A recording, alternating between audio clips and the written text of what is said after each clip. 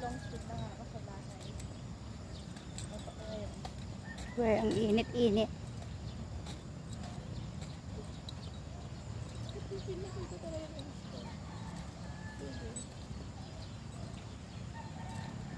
Siguro ang lakas ng ano dito,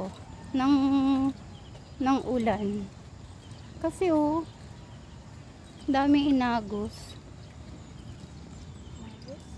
Kanina? Inagos ba?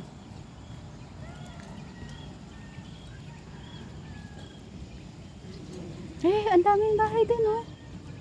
Di ba?